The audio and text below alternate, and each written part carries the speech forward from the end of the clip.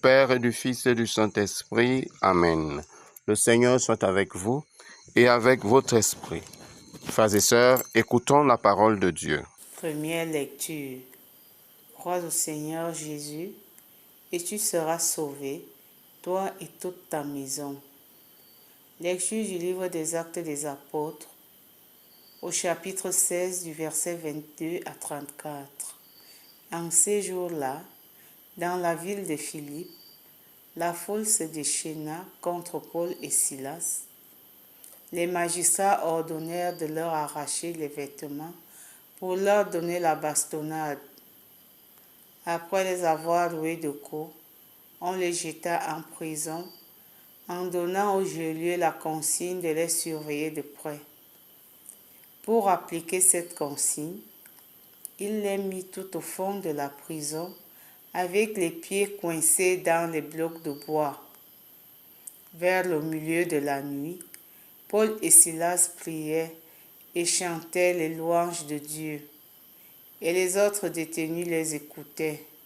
Tout à coup, il y eut un violent tremblement de terre qui secoua les fondations de la prison. À l'instant même, toutes les portes s'ouvrirent et les liens de tous les détenus se détachèrent. Le geôlier, tiré de son sommeil, vit que les portes de la prison étaient ouvertes. Croyant que les détenus s'étaient évadés, il dégaina son épée et il était sur le point de se donner la mort. Mais Paul se mit à crier d'une voix forte. « Ne va pas te faire du mal, nous sommes tous là. » Ayant réclamé de la lumière, le geôlier se précipita et, tout tremblant, se jeta aux pieds de Paul et de Silas.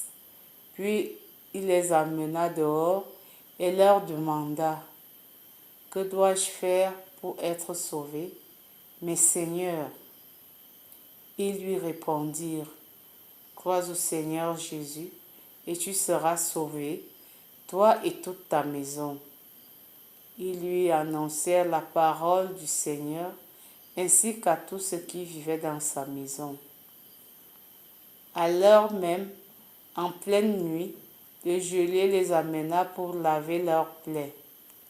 Aussitôt, il reçut le baptême avec tous les siens.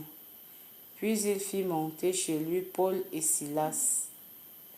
Il fit préparer la table et, avec toute sa maison, il laissa déborder sa joie de croire en Dieu. Parole du Seigneur. Nous rendons grâce à Dieu. Ta main droite me sauve, Seigneur. De tout mon cœur, Seigneur, je te rends grâce. Tu as entendu les paroles de ma bouche. Je te chante en présence des anges. Vers ton temple sacré, je me prosterne. Ta droite me sauve, Seigneur. Je rends grâce à ton nom pour ton amour et ta vérité, car tu élèves au-dessus de tout ton nom et ta parole. Le jour où tu répondis à mon appel, tu fis grandir en mon âme la force. Ta main droite me sauve, Seigneur. Ta droite me rend vainqueur. Le Seigneur fait tout pour moi. Seigneur, éternel est ton amour. N'arrête pas l'œuvre de tes mains. Ta droite me sauve, Seigneur.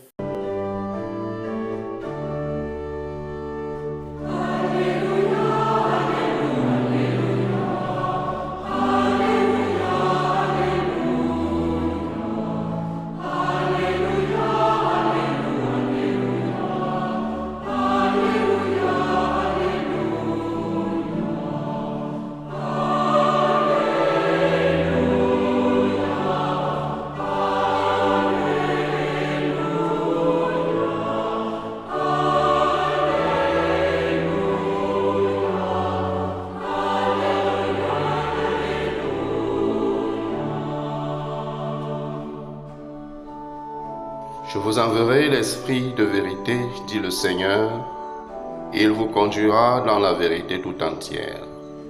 Alléluia.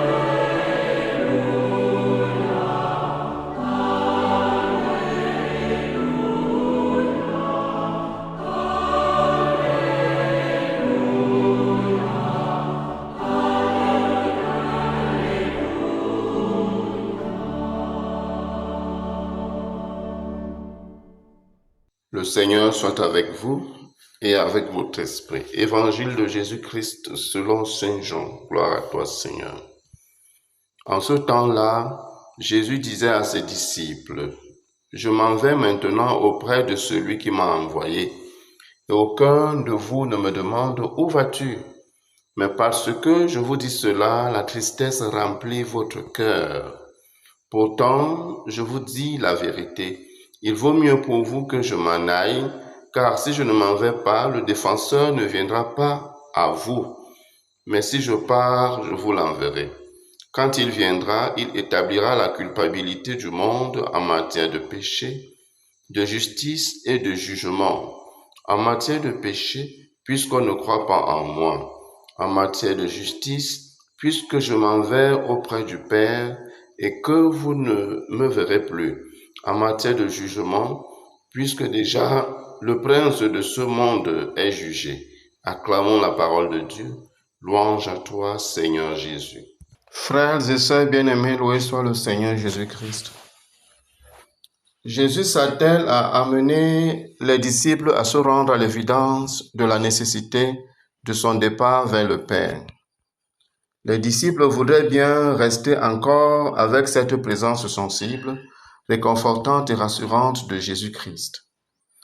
Mais avec la nécessité de passer à l'autre étape, à l'étape suivante, Jésus les oblige à se faire violence et à grandir. C'est un des moments qui atteste que la vision humaine des choses et la vision divine des mêmes choses sont bien éloignées l'une de l'autre et que l'incarnation de Dieu le Fils, c'est-à-dire la venue du Fils de Dieu sur terre, ayant pris chair de la Vierge Marie, aura été un acte nécessaire pour le rapprochement entre Dieu et l'homme. C'est en Jésus-Christ que Dieu et l'homme pourront avoir une même vision. De même qu'à la création, lorsque Dieu a créé l'univers entier, il a confié l'ensemble de la création à l'homme pour la gérer, l'entretenir et la protéger. De même, avec la rédemption, lorsque Jésus-Christ sauve le monde par sa mort et sa résurrection, avec tous ses enseignements en appui, l'homme doit aussi prendre le relais et répandre le salut de Dieu à toute la terre, conformément aux prescriptions du Seigneur. Pour ce faire, l'Esprit Saint est le meilleur guide et compagnon, car la rédemption reste un acte divin, bien au-dessus des seules capacités humaines. L'Esprit Saint va défendre les apôtres et les disciples face aux tentations, aux épreuves et leur inspirant les réponses à donner et les actions à poser pour expliquer, défendre leur foi et propager la bonne nouvelle. L'Ascension se présente donc comme un moment de grâce pour l'homme qui pourra recevoir l'Esprit Saint et devenir son collaborateur dans la continuité de l'œuvre de Jésus-Christ. Avec l'Esprit Saint, cette tristesse que les apôtres ressentent à cause du départ de Jésus-Christ au ciel se dissipera parce qu'ils comprendront que pour Jésus-Christ, aller au ciel est un acte juste pour avoir pleinement accompli la volonté du Père et donc avoir mené sa mission avec succès. Ce qui veut dire que pour les fidèles du Christ aussi, espérer aller au ciel après avoir accompli la volonté du Seigneur est un acte juste. D'autre part, si refuser de croire en Jésus-Christ est un péché que l'Esprit Saint mettra au grand jour, alors croire en Jésus-Christ est un acte de sanctification. La foi en Jésus-Christ sanctifie. Avec la résurrection et la mort de Jésus-Christ, nous affirmons que sa victoire sur le mal et la mort est une réalité. Et donc, le jugement du prince de ce monde est déjà établi. De même qu'est déjà établi le jugement de tous ceux qui sont alliés du prince de ce monde.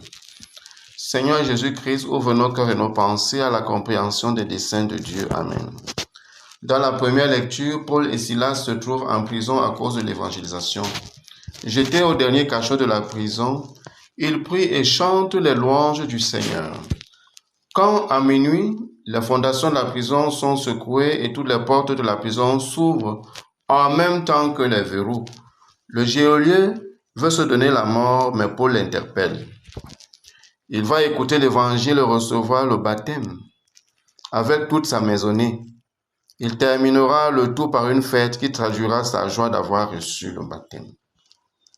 La prière et la louange sont des armes qui brisent les chaînes et ouvrent les prisons. Un évêque disait que la prière, c'est la puissance de Dieu dans nos mains. La prière et la louange sont donc des instruments de puissance divine que l'Esprit Saint met dans nos mains. Nous devons donc apprendre à louer le Seigneur, à chanter ses louanges, à les célébrer. Et les psaumes nous aident dans l'école de la louange. Prions avec Marie. Sainte Vierge Marie, bienheureuse Mère de Dieu, Mère des hommes, Maman, prie pour nous afin que notre prière et notre louange contribuent à nous libérer de tout ce qui nous empêche ou peut nous empêcher de comprendre les desseins de Dieu et d'y collaborer. Amen. Loué soit Jésus-Christ à jamais. Le Seigneur soit avec vous et avec votre esprit. Que Dieu Tout-Puissant et Miséricordieux vous garde et vous bénisse, le Père, le Fils et le Saint-Esprit. Amen. Allez dans la paix du Christ. Nous rendons grâce à Dieu. Ayons une pensée pour nos défunts. Accorde-leur, Seigneur, le repos éternel, et que la lumière sans fin brille sur elles, et qu'elles reposent en paix. Amen. Accorde-leur le repos éternel, que la lumière sans fin brille sur elles, et qu'elles reposent en paix. Amen. Accorde-leur, Seigneur, le repos éternel, que la lumière sans fin brille sur elles, et qu'elles reposent en paix. Amen.